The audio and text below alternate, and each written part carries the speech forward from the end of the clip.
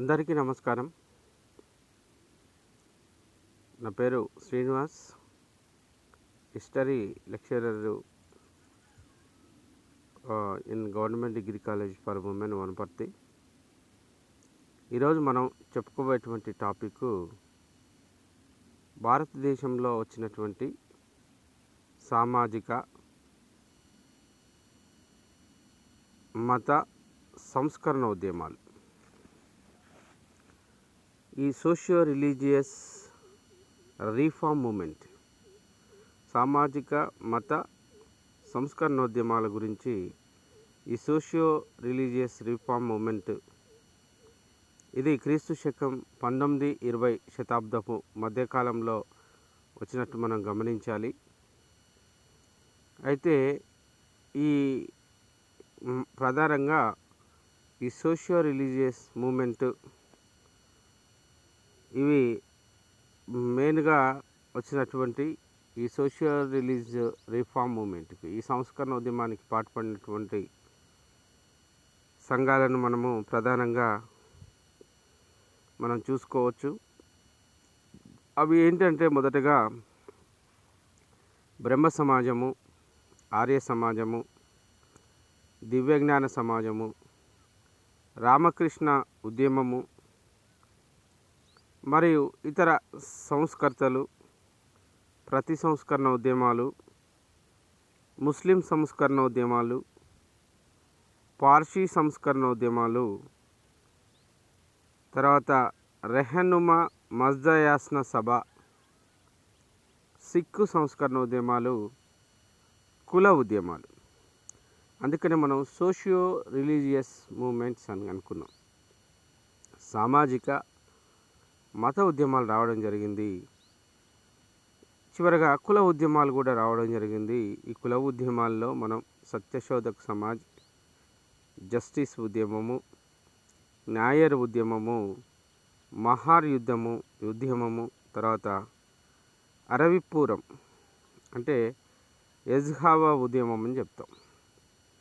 ఇవన్నీ కూడా మనకి 19-20 మధ్యకాలంలో ఈ సామాజిక మత సంస్కరణ ఉద్యమాలు సంభవించడం అనేది జరిగిందిగా భావించవచ్చు. అయితే 19వ శతాబ్దపు ఆరంభంలోనే భారతదేశంలో సామాజిక మత సంస్కరణ ఉద్యమాలు ప్రారంభమయ్యాయి. ప్రధానంగా బెంగాల్లో ప్రారంభమైన ఈ ఉద్యమాలు క్రమేపీ దేశవ్యాప్తంగా విస్తరించడం జరిగింది.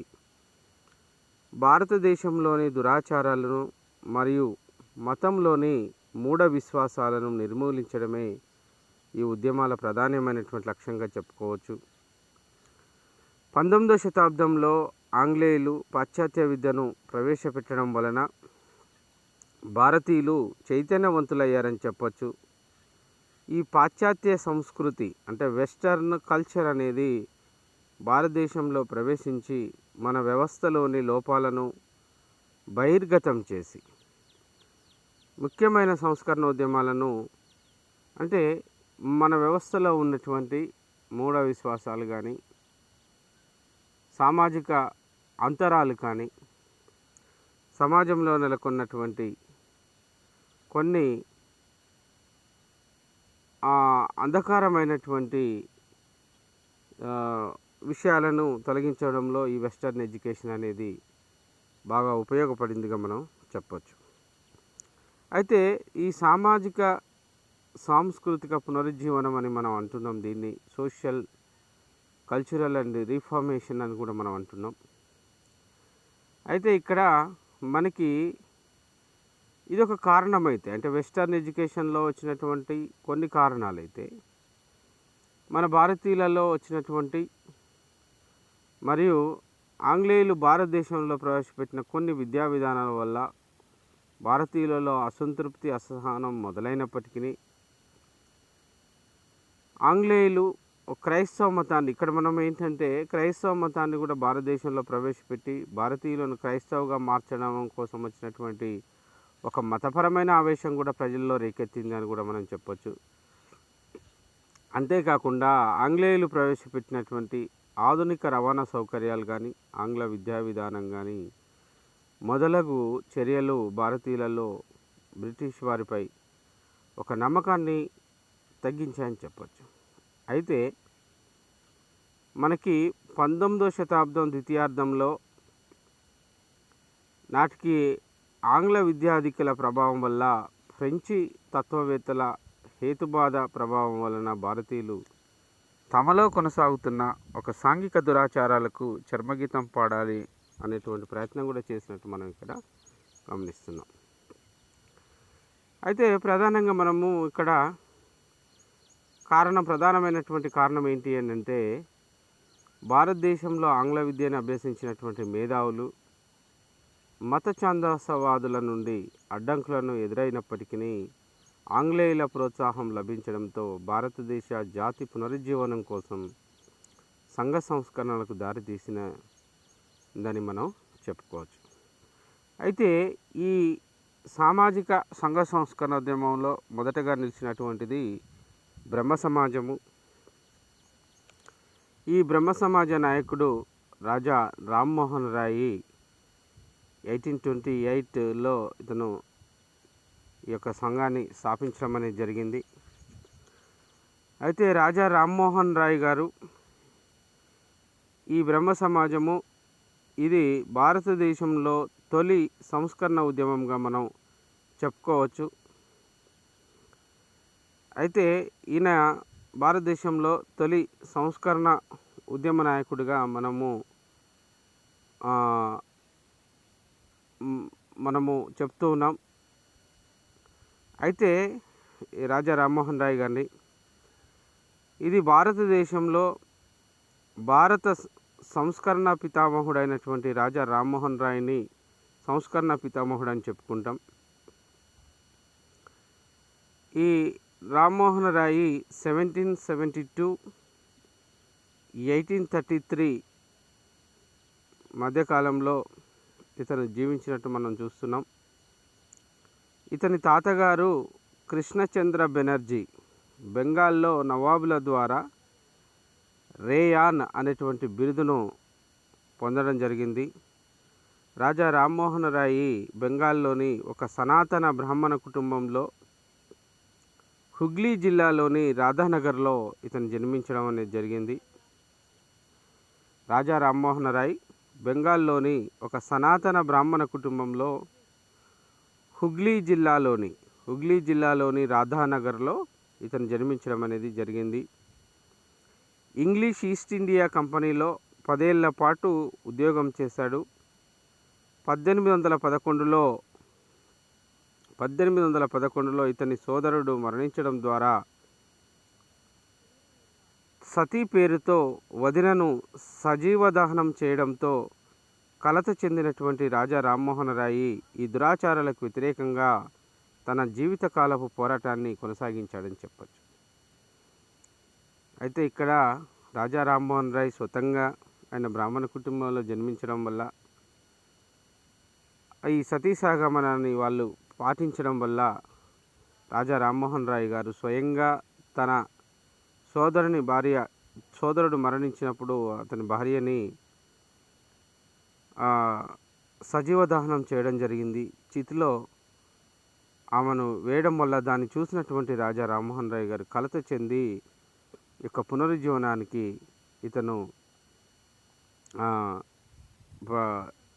పూనుకొన్నాడని చెప్పొచ్చు. తన వదిన చనిపోవడంతో ఇతను దానికి వ్యతిరేకంగా ఉద్యమాన్ని కొనసాగించాడని మనం చెప్పచ్చు. ఇక్కడ మనకు కనిపిస్తుంది, ఫోటోలో కనిపిస్తుంది బ్రహ్మ సమాజపు మందిరము. ఈ మందిరాన్ని రాజా రామ్మోహన్ రాయ్ కాలంలోనే ఈ మందిరాన్ని నిర్మించడం అనేది జరిగింది.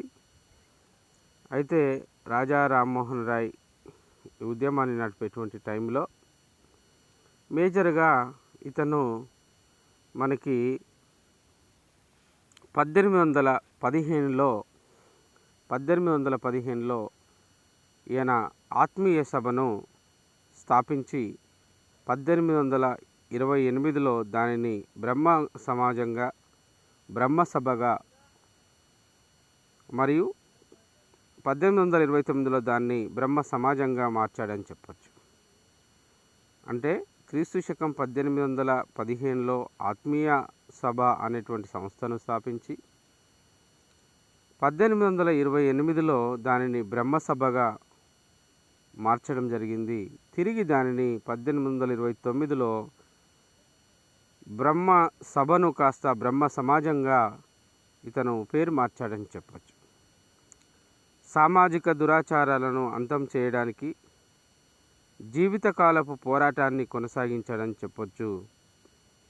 రాజా రామ్మోహన్ రాయ్ ఇతని కృషి వలన డిసెంబరు 4, 1829 విలియం బెంటింక్ ఇతని యొక్క పట్టుదల వలనే సతీసహగమన నిషేధ చట్టాన్ని తీసుకొచ్చాడని కూడా మనం చెప్పచ్చు. సతీసహగమన నిషేధ చట్టాన్ని కూడా తీసుకొచ్చాడని మనం చెప్పచ్చు. అయితే ఇతను ప్రధానంగా విశ్వసించినటువంటి సిద్ధాంతాలు ఏంటి అని అంటే బహుదేవత ఆరాధనను మరియు విగ్రహారాధన ఇతను ఖండించాడు. తన భావాలను ప్రచారం చేయడానికి రాజా రామ్మోహన్ రాయ్ ఈయన అనేక పత్రికలను కూడా స్థాపించాడని చెప్పుకోవచ్చు. అయితే ఇతను మెయిన్గా ఏంటి అంటే విగ్రహారాధనను ఖండించుట, కుల వ్యవస్థను ఇతని యొక్క సిద్ధాంతాలు ప్రధానమైన సిద్ధాంతం ఏంటంటే విగ్రహారాధనను ఖండించుట, రెండవది కుల వ్యవస్థను వ్యతిరేకించుట, తర్వాత అనవసరపు కర్మకాండలను ఇతను నిరసించుట, భగవంతుడు ఒక్కటే అని ఈయన నమ్మడం అనేది జరిగిందిగా మనం చెప్పచ్చు. అయితే హిందూ మతాన్ని సంస్కరించడము, భగవంతుడు ఒక్కడే అని విశ్వసించడం ఇతని సిద్ధాంతంగా చెప్పవచ్చు. ఈయన రాజా రామ్మోహన్ రాయ్ చేసిన బోధనలు, వేదాలు, ఉపనిషత్తులు ఒకవైపు మరియు తార్కిక దృష్టి మరొక వైపు కూడా కలగలిసి ఉన్నాయని చెప్పొచ్చు. అందుకే తారాచందు చక్రవర్తి బ్రహ్మ సమాజానికి మొదటి వ్యతిరేక పోరాటం జరిపినాడని చెప్పొచ్చు. రాజా రామ్మోహన్ రాయ్ సతీసాగమన వ్యతిరేకంగా పోరాటం జరిపడం వల్ల ఇతను బహుభార్యత్వాన్ని, వితంతు పునర్వివాహాన్ని ప్రోత్సహించాడు, బహుభార్యత్వాన్ని వ్యతిరేకించాడు, స్త్రీలకు ఆస్తి హక్కు కావాలని కూడా ఇతను వాదించడం జరిగింది. ఇతను ఆధునిక విద్యను కూడా అంటే న్యూ ఎడ్యుకేషన్ పాలసీని కూడా ప్రవేశపెట్టాలని ఇతను కోరుకోవడం అనేది జరిగింది. అంతేకాకుండా ఆంగ్ల బోధనను ఆంగ్లమును అంటే ఇంగ్లీషును బోధన భాషగా గుర్తించాలని కోరాడు. ఈయన బెంగాల్ జమీందారులు రైతులపై చేస్తున్నటువంటి అణచివేత చర్యలను కూడా ఇతను నిరసించాడని చెప్పొచ్చు. రైతులు కట్టవలసిన గరిష్ట పనులను ముందే నిర్ణయించి తద్వారా శాశ్వత భూమి శిస్తు విధానాన్ని రైతులకు వర్తింపచేయాలని కూడా రాజా రామ్మోహన్ రాయ్ కోరడం అనేది జరిగింది. ఈఐసికి గల గుత్తాధిపత్యం హక్కులను, ఈఐసి అంటే ఈస్ట్ ఇండియా కంపెనీకి గల గుత్తాధిపత్యం హక్కులను రద్దు చేయాలని ఇతను కోరడం జరిగింది. ఇక్కడ ఈఐసి అంటే ఈస్ట్ ఇండియా కంపెనీ అని అర్థమమ్మ. భారతదేశపు వస్తువులపై ఆంగ్లదేశంలో గల దిగుమతి సుంకాలను తగ్గించాలని కూడా కోరడం జరిగింది. భూమి పన్ను నుండి మినహాయింపు ఇవ్వబడిన భూములను మరియు పన్నుల పరిధిలోనికి తీసుకురావాలని కూడా ఇతను వ్యతిరేకించాడు, తీసుకురావడం దాన్ని. అంతేకాకుండా భారతదేశంలోని ప్రభుత్వ ఉద్యోగాలలో భారతీయులకు అధికారులను చేయాలని కూడా ఇతను కోరడం అనేది జరిగింది. అయితే ఇక్కడ మనకి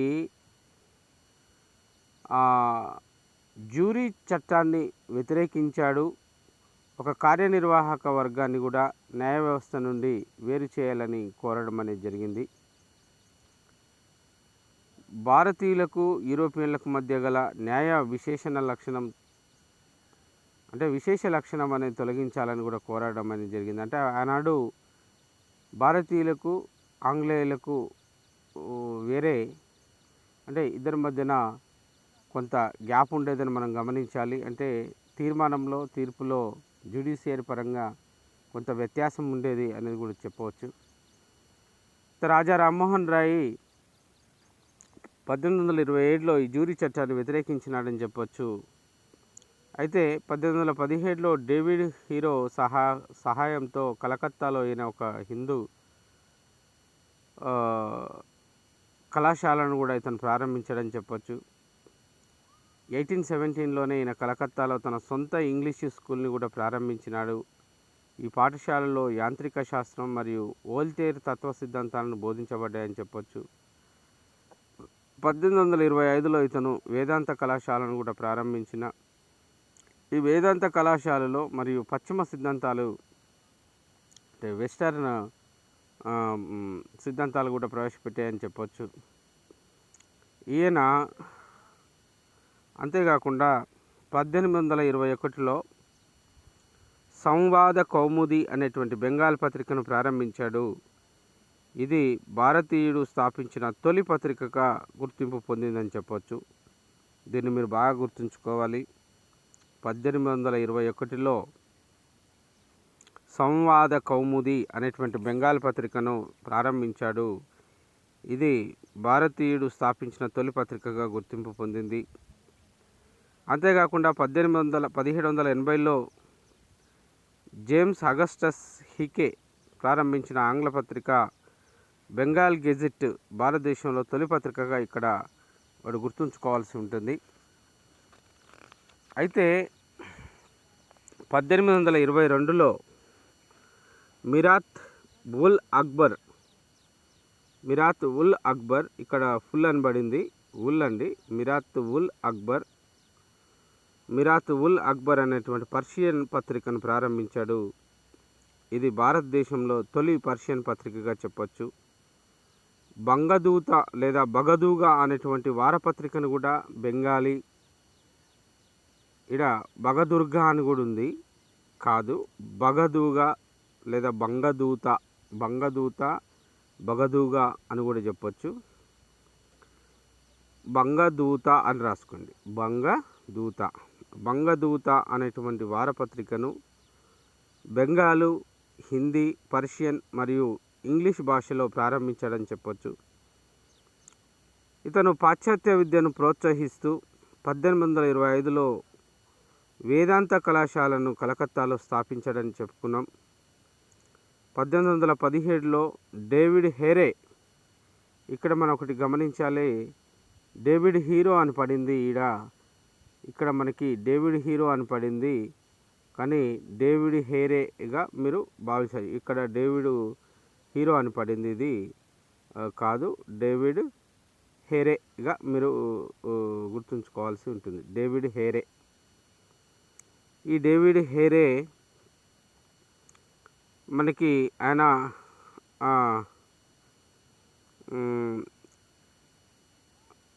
అంటే వేదాంత కళాశాలను కలకత్తాలో స్థాపించినప్పుడు 1817లో డేవిడ్ హేరే, ఈయన స్కాటిష్ క్రైస్తవ ప్రచారకుడు. ఆయన డేవిడ్ హేరే కలకత్తాలో స్థాపించిన హిందూ కాలేజీకు తన పూర్తి సహకారానికి డేవిడ్ హేరే ఆయన సహకరించినట్టు మనం ఇక్కడ గమనించాల్సి ఉంటుంది. అంతేకాకుండా రాజా రామ్మోహన్ రాయ్ అనేక భాషల్లో పండితుడు మరియు అనేక గ్రంథాలను కూడా ఆయన రచించాడని చెప్పొచ్చు. అనేక ఉపనిషత్తులను బెంగాలీ మరియు ఆంగ్లంలో ఇతను అనువదించాడు. తౌఫాతుల్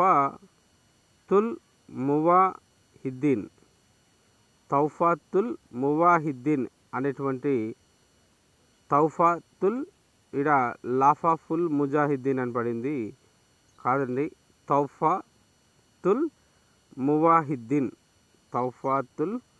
ముజాహిద్దీన్ లేదా ముజా అని పడింది, ఇడ తౌఫాతుల్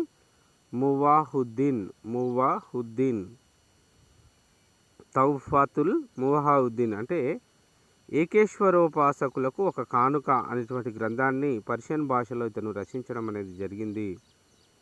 అంతేకాకుండా క్రైస్తవ మతం పైన the precepts of Jesus, the guide to peace and happiness అనేటువంటి గ్రంథాలను కూడా ఇతను రచించాడు. అటు పార్సీ భాషలోను ఇటు క్రైస్తవ మతం పైన కూడా అతను అనేకమైనటువంటి గ్రంథాలను రచించడం జరిగింది.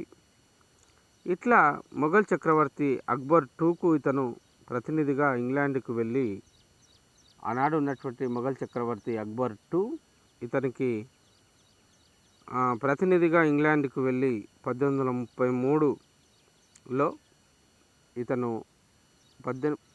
1833లో ఇతను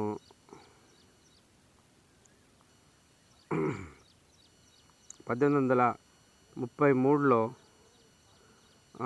ఇతను బ్రిస్టల్ నగరంలో మరణించినట్టు చూస్తున్నాము. అక్కడ అతని సమాధి చేయడం అనేది జరిగింది. అయితే ఇక్కడ మనకి సాహిత్యం కూడా చూస్తున్నాం, ఆయన అనుచరులను కూడా మనం ఇక్కడ గమనించవచ్చు.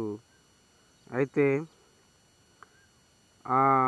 ఎప్పుడైతే ఆయన అంటే 1833 బ్రిస్టల్ నగరంలో మరణించాడో అక్కడ అతను సమాధి చేయబడింది. రాజా రామ్మోహన్ రాయ్ తర్వాత సమాజంలో 2 చీలికలు సంభవించాయని చెప్పొచ్చు. అది మొదటి చీలిక, రెండవ చీలికగా దాన్ని మనం గమనించాల్సి ఉంటుంది. అయితే ఇతను ఉద్యమాల ఫలితంగా, మొత్తానికైతే రాజా రామ్మోహన్ రాయ్ ఉద్యమాల ఫలితంగా 1835లో చార్లెస్ మెట్కాఫ్ పత్రికా స్వేచ్ఛపై కొన్ని నిబంధనలను ఎత్తివేశాడని చెప్పొచ్చు. ఇతనే చార్లెస్ మెట్కాఫ్. అతను రాజా రామ్మోహన్ రాయ్ యొక్క సంస్కరణ వల్ల, రాజా రామ్మోహన్ రాయ్ యొక్క కార్యక్రమాల వల్ల చార్లెస్ మెట్కాఫ్ ఈయన కొన్ని నిర్ణయాలు చేయడం జరిగింది. పత్రికా స్వేచ్ఛపై కొన్ని నిబంధనలు ఎత్తివేయడం వల్ల ఇతను ఇంగ్లాండ్లోని బ్రిస్టల్ నగరంలో అదొకటి కారణంగా చెప్పుకోవచ్చు. ఇంతకుముందే చెప్పుకున్నాం, ఇంగ్లాండ్లోని బ్రిస్టల్ నగరంలో ఇతను మరణించాడు. 1865కి వచ్చేసరికి బ్రహ్మ సమాజం 66 మధ్యకాలంలో 2గా చీలిపోయింది. రాజా రామ్మోహన్ రాయ్ తర్వాత బ్రహ్మ సమాజం 2 వ్యక్తుల ద్వారా ప్రాముఖ్యం పొందిందని చెప్పొచ్చు. వారిలో దేవేంద్రనాథ్ ఠాగూరు, కేశవ చంద్రసేను వీళ్ళు ప్రధానమైనటువంటి వ్యక్తులుగా మనం గమనించాల్సి ఉంటుంది. దేవేంద్రనాథ్ ఠాగూర్ మరియు కేశవ చంద్రసేన్. ఇప్పుడు మనము దేవేంద్రనాథ్ ఠాగూర్ గురించి చూద్దాం. అయితే ఈ 2 చీలికలు ఎప్పుడైతే 2 చీలికలు ఈ రాజా రామ్మోహన్ రాయ్ మరణించిన తర్వాత వచ్చినాయో, దీంట్లో మొదటి చీలిక 1866లో ఈ మొదటి చీలిక సంభవించింది. బ్రహ్మ సమాజంలో ఆది బ్రహ్మ సమాజం మరియు భారతీయ బ్రహ్మ సమాజం, ఆది బ్రహ్మ సమాజము మరియు భారతీయ బ్రహ్మ సమాజము అని 2 శాఖలుగా ఏర్పడ్డాయని చెప్పొచ్చు. అయితే ఇందులో ఆది బ్రహ్మ సమాజము చెప్పొచ్చు. ఈ ఆది బ్రహ్మ సమాజాన్నే మనము ఆది బ్రహ్మ సమాజాన్నే దీనిని దేవేంద్రనాథ్ ఠాగూర్ స్థాపించాడని చెప్పొచ్చు. ఇక్కడ మనకు కనిపిస్తున్నటువంటి ఈ ఫోటోలో కనిపిస్తున్నటువంటి వ్యక్తి దేవేంద్రనాథ్ ఠాగూర్. ఈ దేవేంద్రనాథ్ ఠాగూరు తండ్రి, అంటే ఈ దేవేంద్రనాథ్ ఠాగూర్ స్థాపించాడని చెప్పొచ్చు. రవీంద్రనాథ్ ఠాగూర్ ఇతని తండ్రి. రవీంద్రనాథ్ ఠాగూర్ తండ్రి దేవేంద్రనాథ్ ఠాగూర్. ఇక్కడ మీరు బాగా గుర్తుంచుకోవాలి, మన బహుముఖ భారతదేశపు సాహిత్య మేధావి రవీంద్రనాథ్ ఠాగూర్ యొక్క తండ్రినే దేవేంద్రనాథ్ ఠాగూర్. ఇతను 1839లో తత్వబోధిని సభ అనేటువంటి సంస్థను స్థాపించి దీనిని బ్రహ్మ సమాజంలో విలీనం చేశాడని చెప్పొచ్చు. దీంతో పాటుగా ఇతను తత్వబోధిని పత్రికను మరియు తత్వబోధిని పాఠశాలను కూడా స్థాపించినట్టు మనం చూస్తున్నాం. అంతేకాకుండా భారతీయ బ్రహ్మ సమాజ్, దీనిని బ్రహ్మో సమాజ్ ఆఫ్ ఇండియా అని కూడా పిలుస్తాం. దీని స్థాపకుడు కేశవ చంద్రసేన్గా మనం చెప్పుకోవచ్చు. ఇక్కడ ఈ ఫోటోలో కనిపిస్తున్నటువంటి వ్యక్తి కేశవ చంద్రసేన్. ఈ కేశవ చంద్రసేన్ దీనిని భారతీయ బ్రహ్మ సమాజ్ను ఇతను స్థాపించాడు. ఇతను స్థాపించిన ఇండియన్ మిర్రర్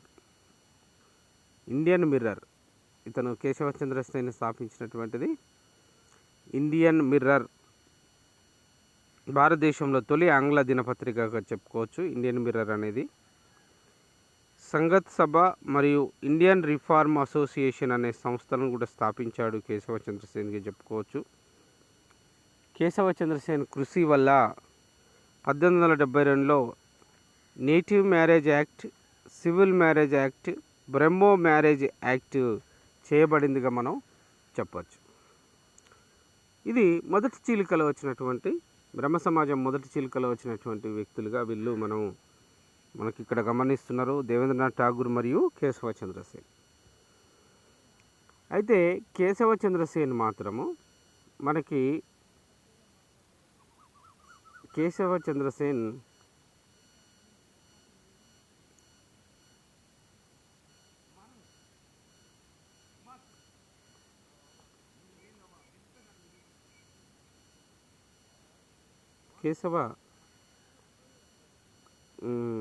చంద్రసేన్ తర్వాత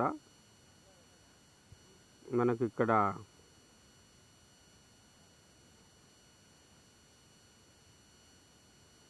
కేశవచంద్రసేన్ ఇతను మహిళా విమోచనతో పాటు స్త్రీ విద్యకు కృషి చేశాడని చెప్పొచ్చు. కులాంతర వివాహాలకు కూడా ఇతను మద్దతు ఇచ్చాడని చెప్పొచ్చు. బాల్య వివాహాలను తీవ్రంగా వ్యతిరేకించాడు. అంతేకాకుండా కేశవచంద్రసేన్ కృషి ఫలితంగా బ్రహ్మ సమాజం ఆధ్వర్యంలో జరిగే వివాహాలకు ప్రభుత్వం 1872లో బ్రహ్మ వివాహ చట్టాలను అమలు చేయడం ద్వారా కూడా ఇతను గుర్తింపు తెచ్చాడని చెప్పచ్చు.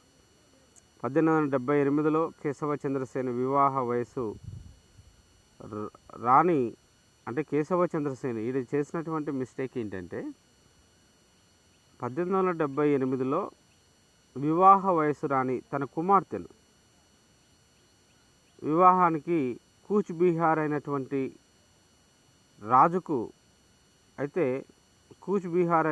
రాజుకు తన మైనర్ కూతురును ఇచ్చి, చాలా చిన్న వయసు, ఈయన చెప్పింది బాల్య వివాహాలు చేయొద్దు అన్నాడు, ఇవన్నీ అని చెప్పిండు. చివరికి కూచ్ బీహార్ రాజుకు తన వయసు రానటువంటి చిన్న పిల్లని కూచ్ బీహార్ రాజుకి ఇచ్చి వివాహం చేయడంతో బ్రహ్మ సమాజం రెండుగా చీలిపోయిందని మనకు చెప్పచ్చు. తర్వాత వేద సమాజ్, ఇది మద్రాసులో కేశవచంద్రసేను మద్రాసులో పర్యటించాడు. దీన్ని వేద సమాజ్, మద్రాసు సమాజం అని కూడా అంటున్నాం. 1867లో మద్రాసులో కేశవచంద్రసేన్ పర్యటించడం జరిగింది. మద్రాసులో ఈయన చేసిన బోధనల్లో శ్రీధర్ నాయుడు ఆధ్వర్యంలో వేద సమాజం ప్రారంభమైందని చెప్పొచ్చు. వేద సమాజానికి మరొక పేరు దక్షిణ భారత బ్రహ్మ సమాజం అనే పేరు కూడా ఉన్నది మనకి. దీంతోపాటు ప్రార్థనా సమాజం మనకి కూడా ఇవన్నీ మనకు కనిపిస్తుంటాయి.